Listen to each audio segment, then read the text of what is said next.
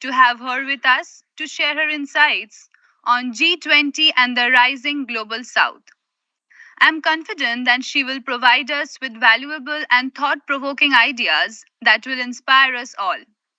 So, without further ado, please join us in giving a warm welcome to our special guest speaker, Mrs. Rupa Dutta. Thank you.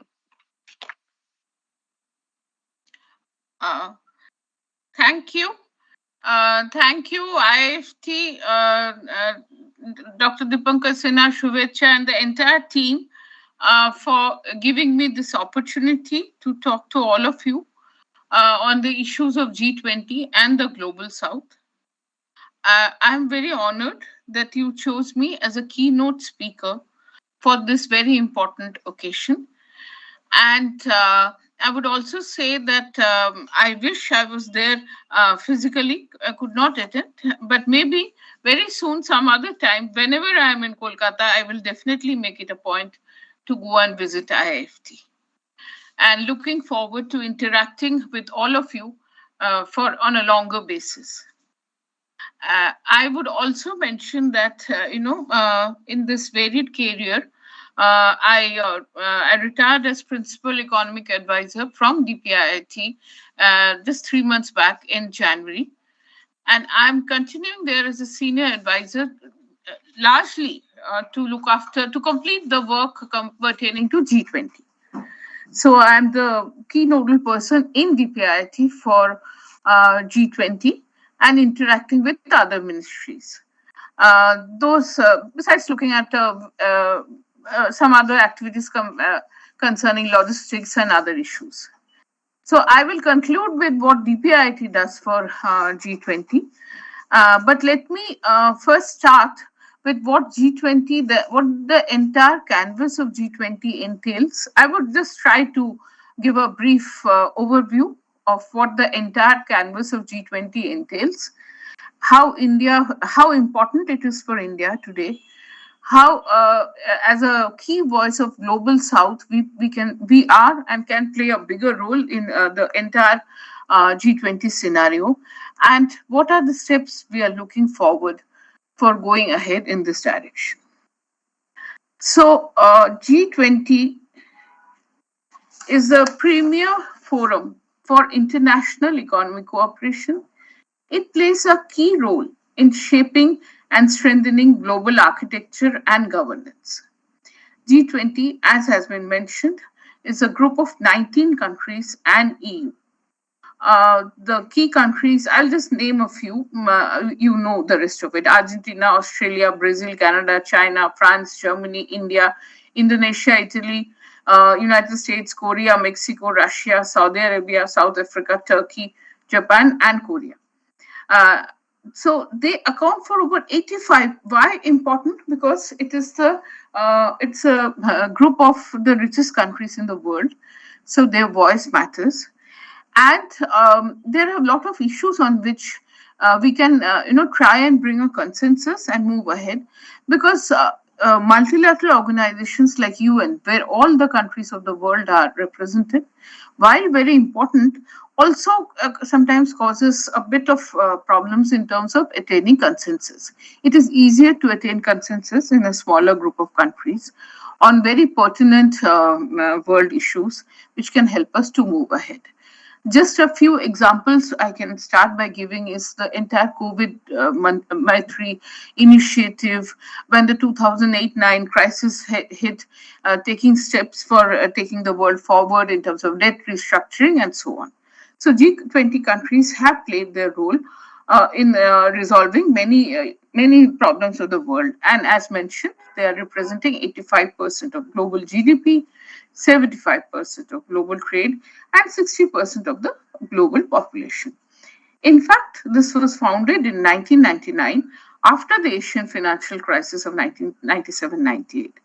It started with the finance ministers and central bank governors track, the finance track, but it then evolved to, and it increased to include the Sherpa track, the finance track, and engagement groups.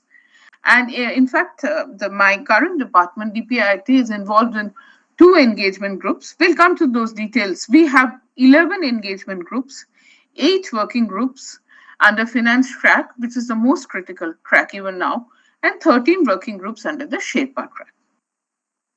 And the leadership summit of G20 in India will happen on 9th and 10th of September this year, and where we expect all the major heads of state of the world to congregate in Delhi. So it happened in Indonesia and it will happen here. From here, the presidency will move to Brazil next year in 2024 and in 2025 to South Africa. So, and in 2022 it was with Indonesia.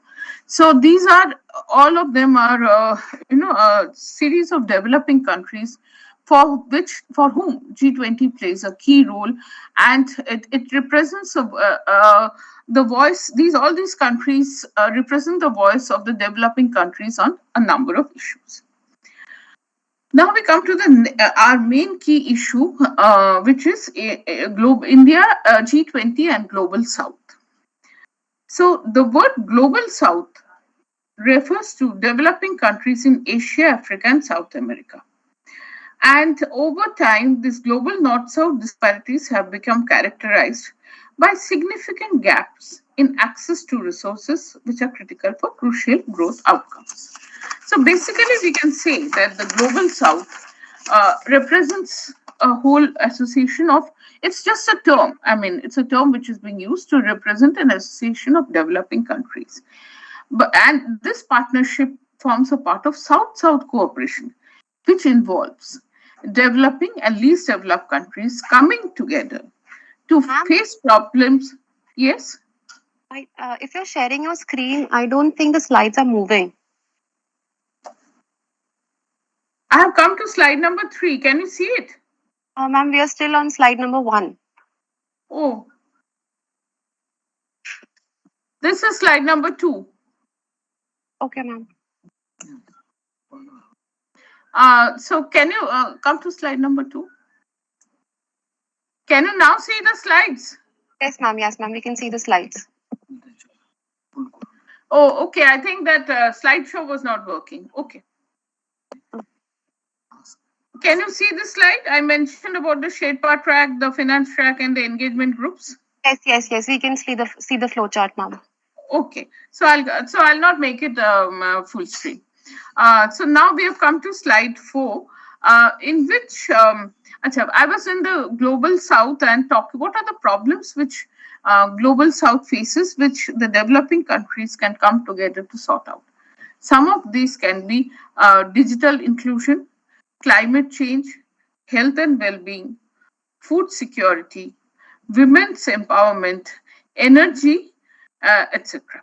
And these are some of the key issues and reforms which India is looking at during its G20 presidency, where we expect the G20 countries to come together and try to share best practices and I'm not saying that solution to all problems will happen immediately, but try to access these issues, try to address these problems and see what kind of, given the kind of constraints, what are the best possible solutions. India holds presidency of G20 from December 1, 2022 to December 30, 2023 and is the 18th president of the G20 group. The 43 heads of delegations will be participating in the New Delhi summit of 9th and 10th September in 2023. India's G20 presidency has witnessed unparalleled levels of in-person participation. In excess of 12,300 delegates from over 110 nationalities have attended G20 meetings so far. They comprise delegates from G20 members, 9 invitee countries, and 14 international organizations such as IMF, World Bank, WTO, etc. And the 100 G20 meetings have been organized in 41 cities spanning 28 states and union territories. And everywhere, the state governments and the UT governments have given full cooperation in arranging these meetings. India will host in excess of 200 G20 related meetings in around 60 cities across India. This is the most extensive geographical spread in any G20 presidency.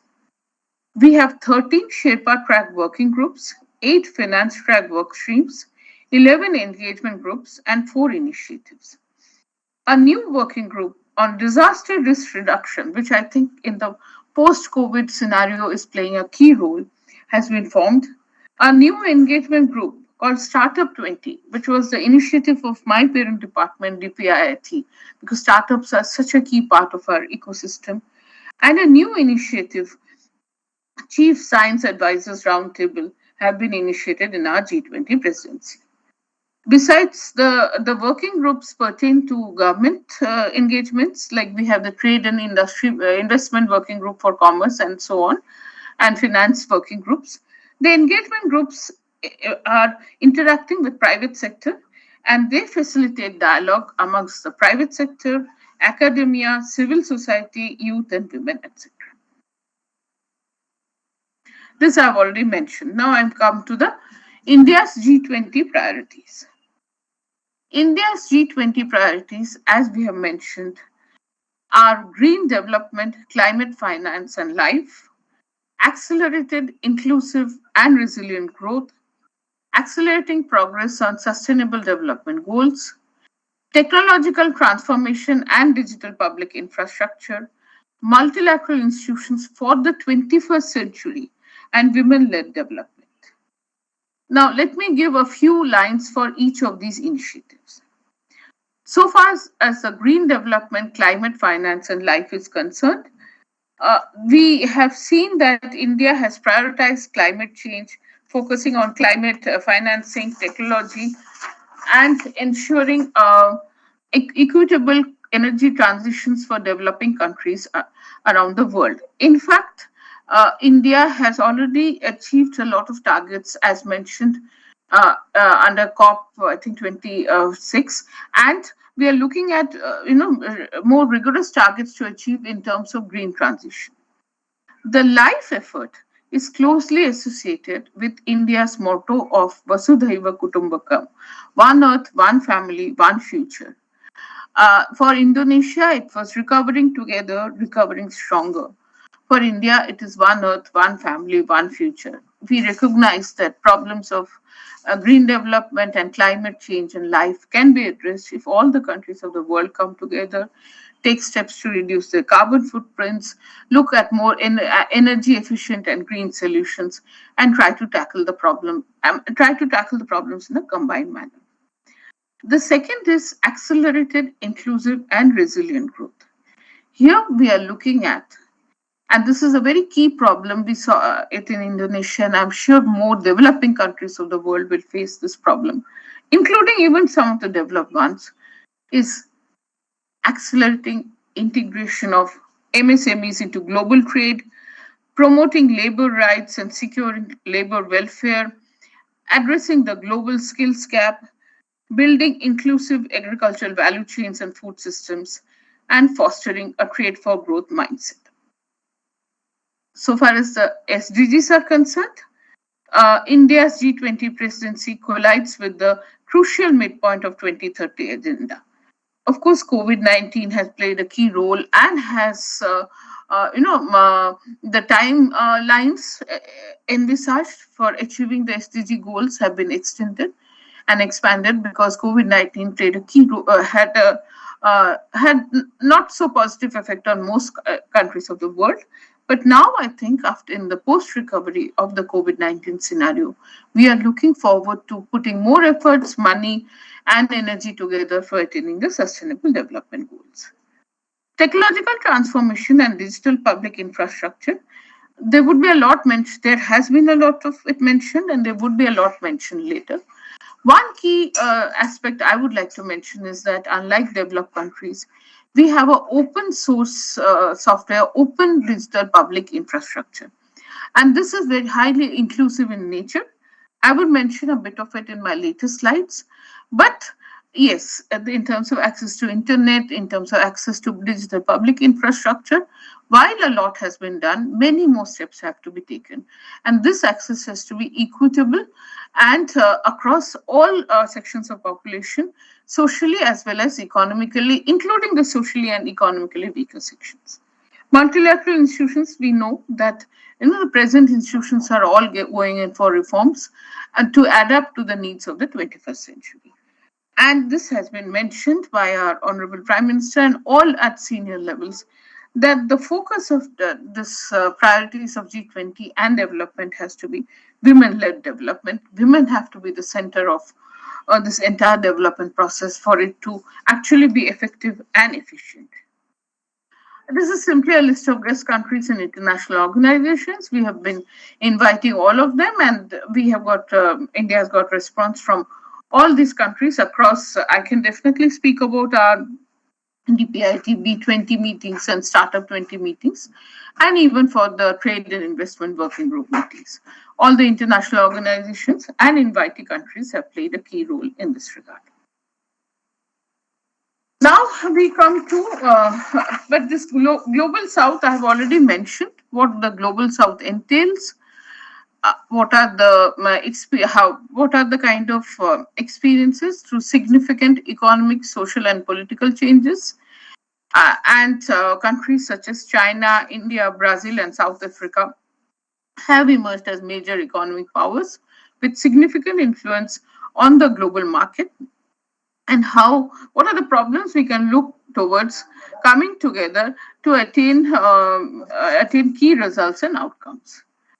I would again reiterate some of these lines. India's G20 presidency can help and identify and strengthen international support for areas such as energy, agriculture, trade, digital economy, women's empowerment, health, environment, tourism, culture, and education. What we are looking towards is the importance of inclusive growth by advocating policies and initiatives that promote income distribution, social protection, and reduce poverty. India is a key voice in the global south, and one of the key areas, at least we personally feel, is that there are a lot of best practices. This is a part of all the documents of G20 wherever we have been present. So there's a whole compendium of best practices. These help in each country contributes their share in providing best practices, and these help in giving an objective perspective to several key initiatives adopted in these areas, especially for digital inclusion, adoption of climate change, women's empowerment, food security. These best practices play a key role. So we definitely feel that as part of the G20 presidency, all the developing countries can come together and start and look towards accessing such problems in an integrated and coordinated manner. Some of it, again, I have already mentioned that India can play a critical role in addressing the current global challenges. The theme of Vasudhaiva Kutumbakam reflects India's commitment to a people-centric agenda. This is a transition from Indonesia's presidency when the recovery from COVID had just started, and this from the theme of recover together, recover stronger. So we are looking at creating platforms and interfaces to advocate for increased investment in infrastructure projects, foster public-private partnerships, facilitate technology transfers to enhance infrastructure capabilities. And India's efforts to highlight the voice of Global South plays a key role in this regard.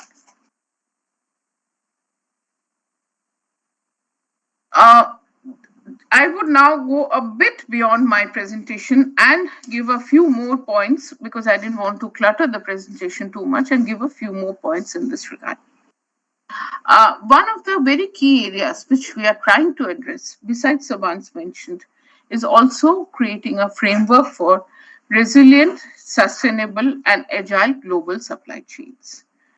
The need for domestic as well as international supply chains has been felt all during the COVID-19 pandemic, when supply stopped, there were lockdowns all over the world, and the need for creating these supply chains has become very important.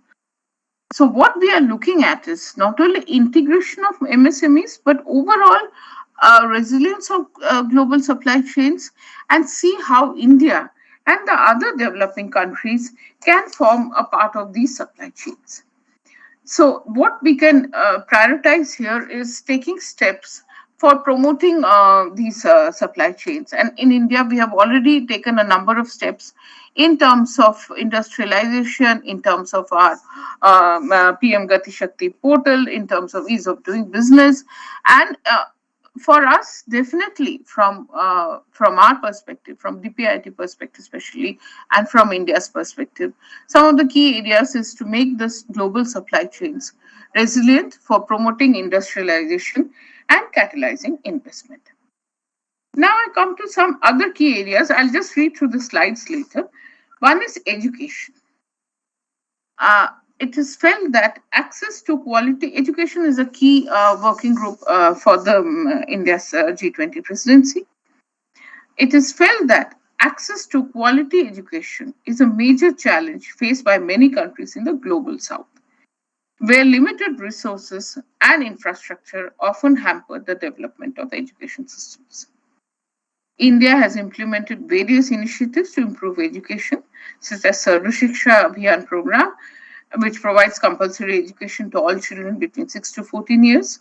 Some of these experiences in promoting education through innovative policies and programs could be shared with other countries to improve their education systems. India can also provide technical and financial assistance to support the development of educational infrastructure. Just 1 minute. Education infrastructure, teacher training, and curriculum development. Another key area which I now come to is food security. Food insecurity is a significant issue faced by several countries in the global south, primarily due to climate change, conflict, and economic instability. India has made notable strides in improving food security and agricultural productivity. Our recent initiatives, such as the Pradhan Mantri Fasal Bima Yojana, the National Food Security Act, which provides subsidized food grains to economically vulnerable sections of society, and even during COVID, till the end of last year, about 80 crores people per month were given food grains, free food grains. And this was last couple years, I think about 2 years under COVID. This was a major food and our initiative of our food ministry. And so India has played a key role in addressing the food insecurity related problems. And this is one area where probably a lot more can be shared with in terms of best practices and technological solutions and knowledge exchange with countries of the global south. Third area is fostering inclusive trade practices. What we can do is we can look for policies that support development of entrepreneurship and ecosystems, nurture their creation, help in creating employment opportunities, and foster sustainable development. We can also look towards encouraging investment flows into the south by removing barriers that hinder the participation of developing countries in global trade. Ensure implementation of fair and inclusive trade practices, and ensure movement of resources for acceleration of industrialization, infrastructure, and human capital growth. Again, in this context, the global value chains play a key role here, the supply chains and the value chains. India can prioritize discussions on inclusive value chains, on technology transfer and capacity building. India can also promote a more equitable and resilient system based on environment and social governance norms, promoting stakeholder capitalism. Overall, India's G20 presidency represents a very key opportunity to shape the international response to these challenges. Climate change, I think I've already touched upon. Climate change and sustainable development. We know that the global south is particularly vulnerable to the impacts of climate change. In fact, sitting in New Delhi right now, I think that we are seeing the ups and downs of climate change in a very surprising manner every day. I mean, February was hot, and now it's nearly middle of May, and it's raining every day, and it is so cold and chilly that for a couple of days it was surprising. We were not sure whether it's May or winter times. So climate change effects is visible all across our country. The sudden cyclones or the thunderstorms, sudden changes of weather.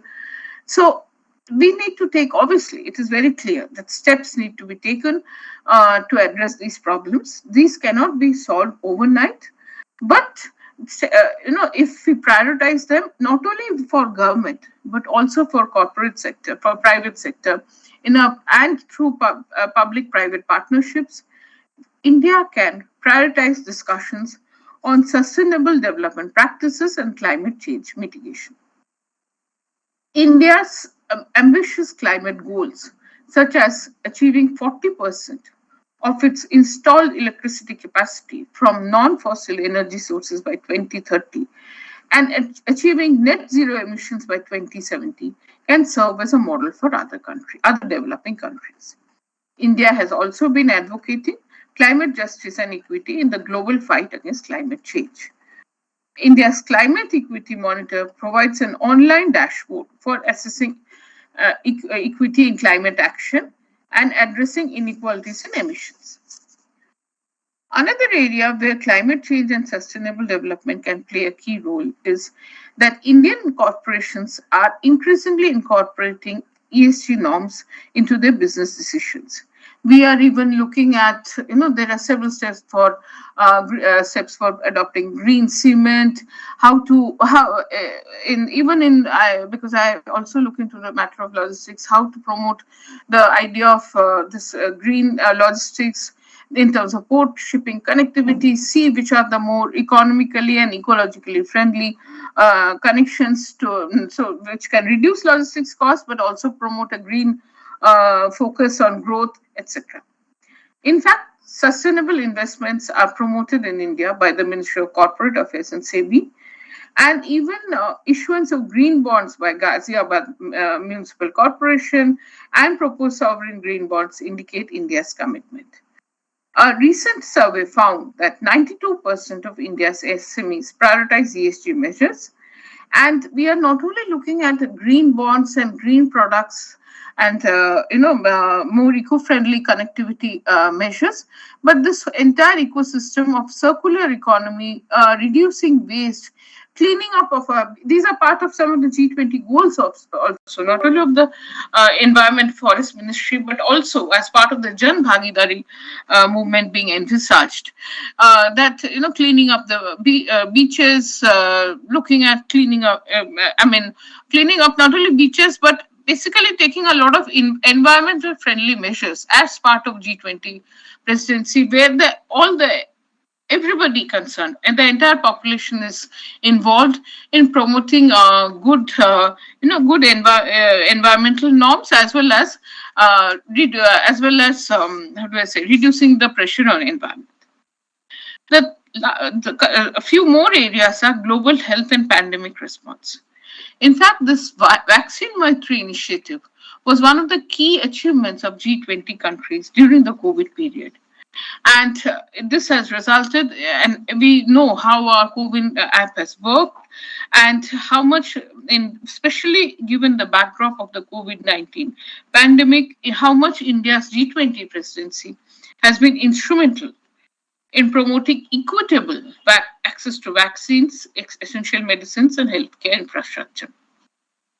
Whether it is a negotiation for the TRIPS agreement or on discussing issues of patents, everywhere India has made a strong play for ensuring an equitable access to these critical inputs necessary for life. India has used its expertise in healthcare and pharmaceuticals for increased investment in healthcare infrastructure. As a vaccine manufacturing hub of the world, India has been in the forefront of COVID-19 vaccine production and distribution. And under the Vaccine Maitri initiative adopted by Indian government, Covaxin and Covishield vaccines have been distributed to needy countries. To date, India has exported about 17.04 crore doses to around 96 countries and UN agencies globally.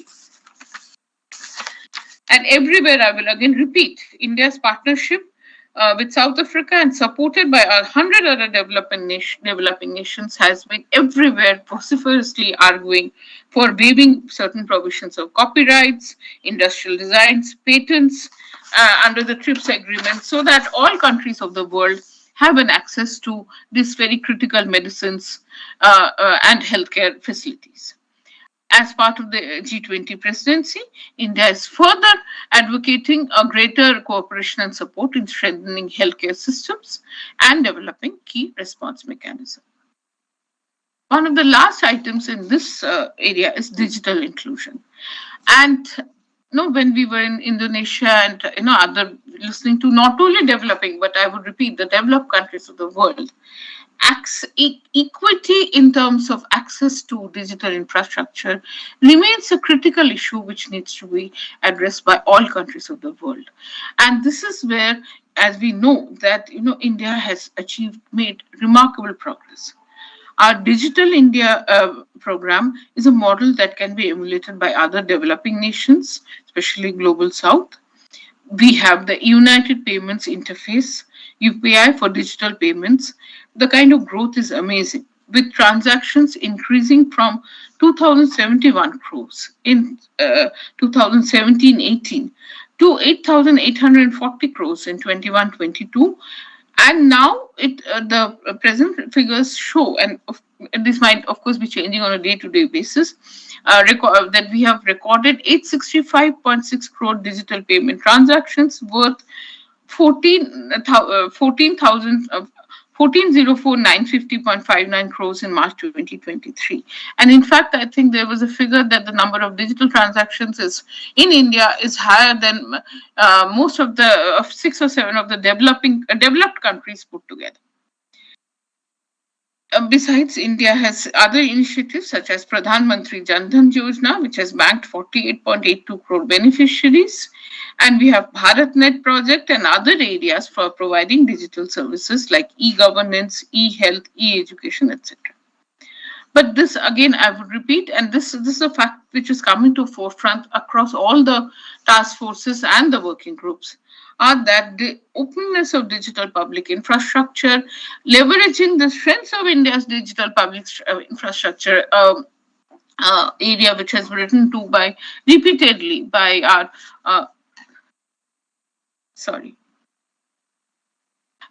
G20 Sherpa and so many other leaders in terms of, we want to leverage the strength of digital public infrastructure across the world during G20 and also help the Global South to learn lessons from this. The last area we are talking about is supporting entrepreneurship and innovation. India's impressive, this of course is a key area for DPIIT, so I can say a bit on this. India's impressive growth in the startup sector is a testament to the potential for entrepreneurship and innovation in this area. Presently, there are more than 108 unicorns in this area, in the startup sector, and we have about 94,000 or 95,000 startups recognized by DPIIT. The total number of startups would be more, and of these, 45% come from the tier 2 and tier 3 cities, and more than 45% also have women directors. With these figures, we try to show how overarching and over-encompassing the entire startup movement is, which supports and promotes entrepreneurship and innovation. What government again does here is to promote the startups, take steps to ensure they get the right kind of benefits in terms of, in fact, whenever from DPIIT we go and interact with finance ministry, we look at getting more facilities for startups in terms of tax benefits and other capital gains tax and other areas. I'm not saying we are always successful, but this is a key area which we pitch in for. This has resulted in creation of a culture where more young people are looking at being job creators rather than being job seekers. This is a very major change in the mindset. And let me tell you that the Startup 20 initiative was adopted by India. This is the newest engagement group. And here, from Indonesia onwards, uh, we were talking to each and every country, trying to convince them the need to have a separate engagement group, because a lot of people felt that by having another, what is the need for having another engagement group? But we could get through. And now the Startup 20 is a very important engagement group which is looking at creating definitions for startups, looking at access to finance, and ensure promotion of startups across time.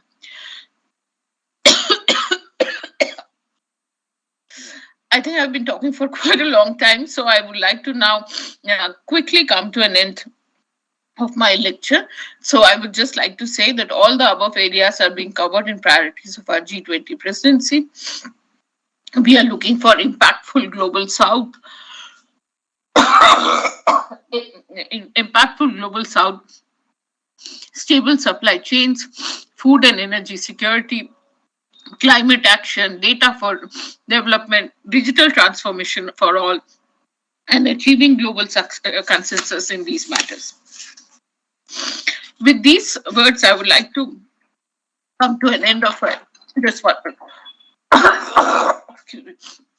my presentation, and would just like to end by saying that, being part of the G20 initiative from Government of India, especially from DPIIT, where we look at two major engagement groups, B20 and Startup 20. Businesses and startups, two ends of the spectrum, and see how we can bring them together, how we can use them for all the purposes mentioned above, including promoting industrial development, employment, and catalyzing investment. This is a very exciting period for India as such, and Indian presidency as such. And we look forward to cooperation from all institutions, from industrial bodies, from startup groups, from research institutions, because I know institutions like IIFT and others have played a key role in promoting discussions, coming up with research papers, looking at solutions to various problems entailed. And I'm looking forward to, our presidency actually ends by end of November, but the leadership summit is in September. Events would continue till end of November. So I'm looking forward to interacting with all of you in various forums, including writing of papers, discussions, exchange of ideas, and brainstorming in trying to make India's G20 presidency relevant, impactful, and looking towards achieving a few of these. All of them may not be possible, but few of these key targets and goals, so that India leaves its imprint in the entire G20 presidency, and this good work initiated at various forums in an inclusive and expansive manner can be continued into Brazil and South African presidencies. Thank you. With that, I come to an end. Would anybody like to mention anything? Hello? Yes, ma'am, you're audible. Do we have any questions from the audience? I don't think we have any questions, so we will conclude ourselves. And you have my email. Anytime you want anything, you can get back to me. And as I said, looking forward to a physical interaction, hopefully sometime next month. Maybe we can. Yeah, tell me. Thank you, ma'am. It has been an absolute privilege to have you with us as our keynote speaker for this special lecture. Your wealth of experience and expertise in economic policy making has been truly inspiring and enlightening. Through your insightful speech, You have shed light on the role of G20 in the rising global south, and your perspectives on the current economic challenges and opportunities facing the region have been invaluable.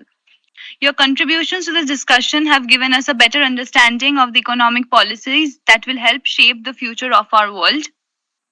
Once again, thank you, ma'am, for your presence and participation in our event.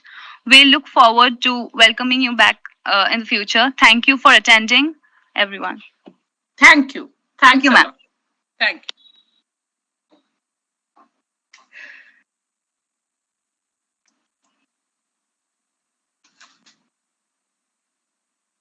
চলো বাবা বন্ধ করো, কিছু লোক তালি ফালি বাড়ছে।